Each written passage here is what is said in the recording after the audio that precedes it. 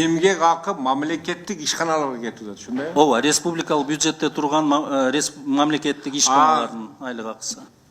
Бул жергиликтүү бюджет. Жергиликтүү бюджет болсо, азыр уруксат берсеңиз. Жок, эмнеге жөнүнө коет? Билип келиш керек да мына Жолдошбек камчы.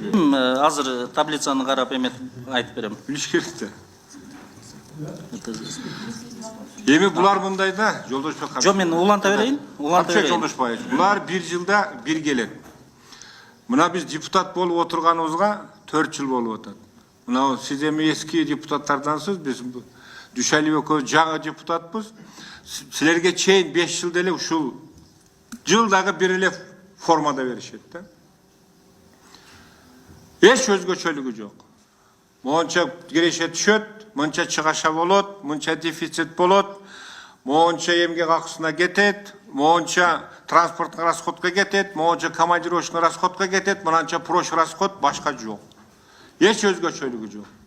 Анан мен өткөндө ошо суроону бекер берген эмесмин. Биздеги бүгүнкү күнү эмне үчүн бизге мектептер түшпөйт деп ар дайым мына депутаттар биз шайлоочулар менен жолукканда суроочу. Эмне үчүн детсад түшпөйт дейт, эмне үчүн жол болбойт дейт, эмне үчүн суу чыкпайт дейт. Ушулардын бардыгы келип, мына биз мурун региондо иштегенбиз, мына депутат болуп келгенден көрдүк. Почти ушунун 48% эмгек акынын жалган айтпасам бир 70%тен көбүрөөгү ушу борбордук аппаратта иштейт. А бүгүнкү күнү биз жылдан жылга мына ГРСтин жетекчиси отурат, биз бардыгыбыз компьютерге өткөнбүз. Мурункудай эч кандай мында бумажный отчетты кылбайбыз.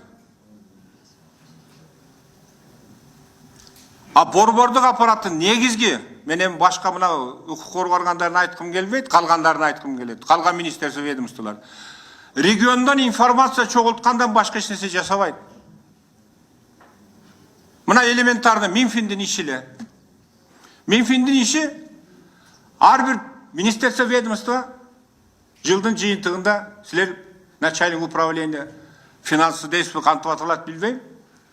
Ал киши бюджетти көтөрүп барат. Таяр бюджетти көтөрүп барат Минфинге.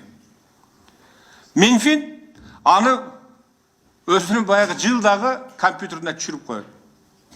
Мисалы үчүн, мына МЧС отурат, МЧС быйыл паланча миллион сумма бюджет бекитилген болсо, бир гана же азайышып кетиши мүмкүн, же көбөйүп кетиши мүмкүн. Балган статьялардын бардыгы өзгөртүшүлүп ошол боюнча келип атат. Менин оюмда, мен бүтөйүн банан кийин. Анан эми мен өткөндө айткамын. Министерстволордо, министрлерде бүгүнкү күнү мен эч качан да каршылыгым жок, же болбосо мен айта албайм да, бардыгына служебный автомашина керек. Силер алар көп жерлерге оперативный барыш керек. Кээ бир зам министрлер бар ошол жерде, замдары бар да, зам министрлерде эле. Калган ведомстволордун замдары бар. Алардын бардыгы кечке жумушта отурат. Эрте менен жумушка служебный алып келет. Обедке бир жакшыраак кафе болсо ошака апарат. Кечинде анан үйүнө апарат. Орто жолдо балдарын мектепке ташыйт, аялын базарга ташыйт. Мына чет мамлекеттерде барып көрүп атабыз. Кээ бир жерде бул служебный автомашина деген түшүнүк жок. Туурабы? Анан мен ушу бир бюджети ушундай бир таңкыс болуп турганда мамлекетте. Же бардыгыбыз жетиштүү болуп, мектебибиз барды курулуп, детсадтарыбыз баары курулуп, жолдорубуздун баары бүтүп, биздеги Кыргызстанда жашоо жакшы болуп калганда бир 10дон билип алгыла. Андай жарашат эле да. Азыр бизде бир Кумтөрдөн башка бир өнүгүп кеткен бир завод фабрикабыз жок.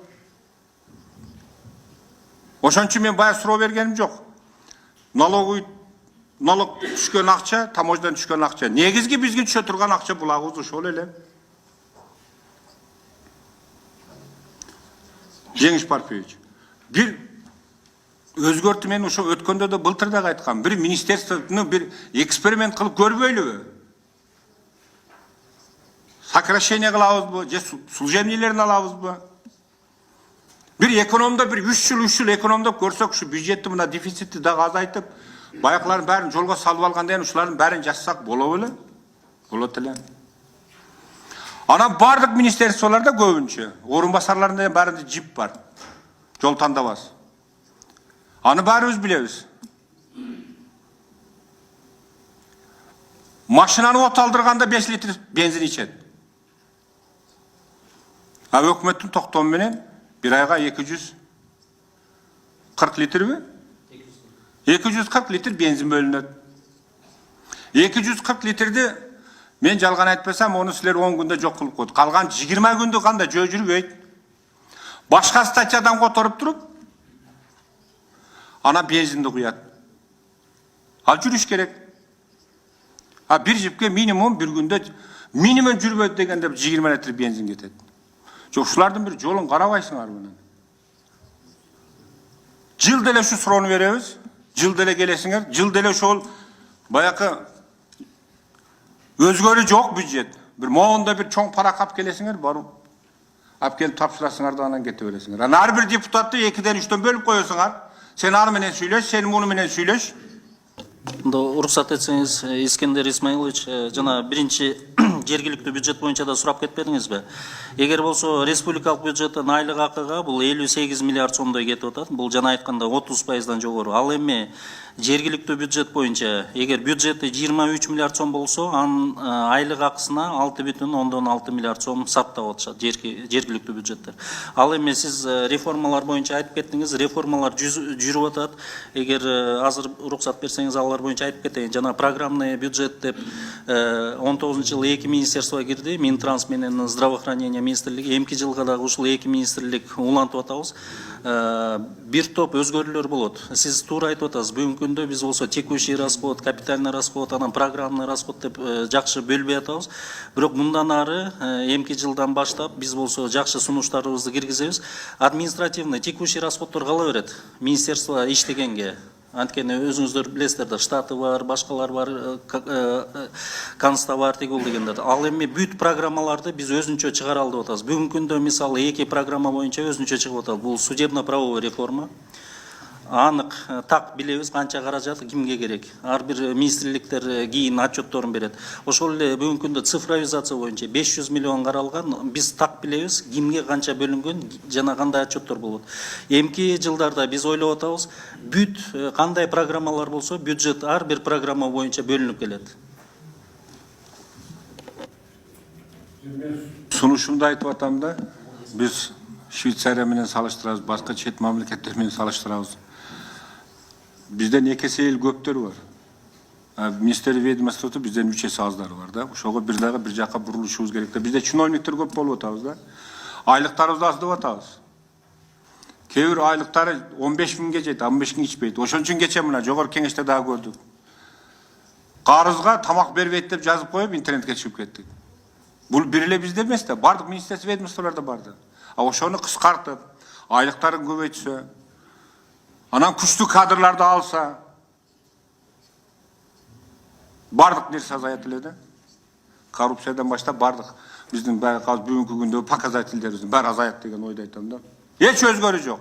Ошол боюнча эми быйыл биз Кудай кааласа акыркы бюджетти кабыл алып кетип атабыз.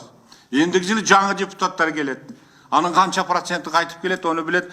Аларды дагы 3 жыл ушундай болот экен бюджетте озузду ачып отура берет, анан 4-жылы анан кичине дагы анан бир жөн айтабыз, дагы кетет. Bir özgürlük жасаш керек да. Sizdin oyuңузча, ушунча бизде министерство ведомство керек mi Кыргызстанга? 6 milyon халкы бар. Анын 1 milyondan ашыгы четте жүрөт. 1 milyondan ашыгы жаш балдар менен карылар. 600 миңде bir чиновник барбыз. Ушунча министерство ведомство керек mi? Рахмат, мен цифралар менен айтып берсем, бүгүнкү күндө Кыргыз Республикасы мамлекеттик сектор, бул болсо республикалык бюджет, жергиликтүү бюджет, башка гос органдарды бүт баарын салыштырып келгенде 9% ички дүң продуктасын биз болсо айлык акы фондуна колдонуп атабыз, анан республикалык бюджеттин бул 30%-дан ашык. Башка мамлекеттерде бул көрсөткүч 3,5%-ын тегерегинде. Ошондо мен туура айтып атасыз, штатты кыскартыш керек. Мисалы, биз Эстония, Латвияга өткөн жумада барып бүт окуп келдик. дүйнөдө эң эффективный ушул мамлекеттик сектордун кызматкерлери менен бул Финляндия экен. Жалпы работоспособный населенияга 5,8% экен. Ушул көрсөткүчтөргө жеткенге аракет кылышыбыз керек. Финляндияда мен 10 күн окуганмын да. Министр күнүнө велосипед менен келет. Трамвай менен келет, троллейбус менен келет. Мына депутаттар биз деле көндүк. Өзү машинада жүрөт. А силер бир өзгөчөлүк жасагыла да.